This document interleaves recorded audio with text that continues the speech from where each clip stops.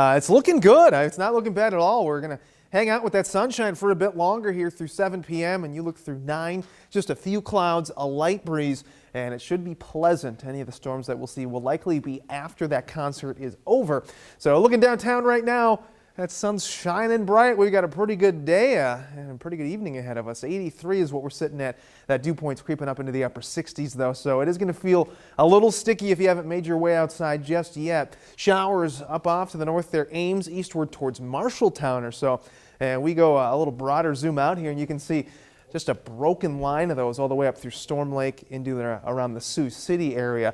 And if we go much northwest of there, it gets a little bit more crazy, doesn't it? We've got tornado warnings east of Pierre, and we go south of there, more strong to severe storms. So we're going to eventually see this complex of storms make its way to the southeast and drive in some chances for some stronger storms for us overnight tonight. But for the time being, it's just not too bad out there. You go regionally, if you are traveling east tonight, it's going to be pretty quiet for you. They've got some clouds out near Chicago. Otherwise, bulk of that rain, again, is up into the Dakotas and down into Nebraska right now.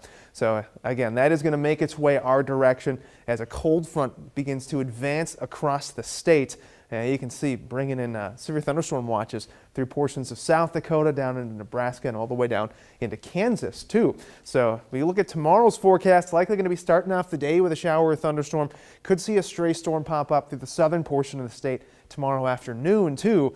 But cooler air filtering in, 77 for Minneapolis, Rapid City at 79, and you go east, Indianapolis at 90 degrees, St. Louis coming in at 88 with more chances for showers and thunderstorms. So if your travel plans are taking you to the south, you got that chance at a shower or thunderstorm. But if you wake up and head to the fair, unless you're getting there really early, like 4 or 5 in the morning, which, I mean, the gates really aren't open at that point, or nothing's really open.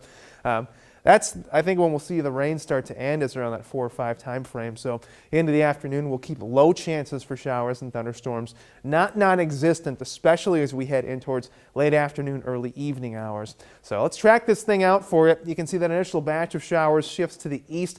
And notice the storms to the north. We may very well see a gap in the central portion of the state here, where we may not see much rain, we may not see much thunderstorm activity as that patch of storms moves to the north, and then we see one develop largely south of I-80. So here's your look at tomorrow afternoon. You can see a couple thunderstorms firing up just south of the metro there. So not totally out of the woods after this system rolls through, but tomorrow looking a whole lot quieter than we've got out there today. You can see best potential for any severe weather is going to be northwestern edge of the state, and that's going to carry on up into South Dakota. Otherwise, much of the rest of the state is going to be a whole lot quieter tomorrow. Best chances tomorrow, and they are low, are going to be southeastern portions of the state for a stronger storm or two. So main impacts that you'll see out there tonight would be damaging winds. That's about what we're looking at. So if you do have plans, especially to head up to the northwestern portion of the state, that's going to be highest likelihood for anything strong to severe. 69-year overnight low. Tomorrow we're up to 83 degrees. And again, that rain is going to clear early on in the morning. And after that, hit or miss showers and thunderstorms is all I can promise you. I know some of us really do need the rain at this point, but even your 8-day forecast, not looking the best for that.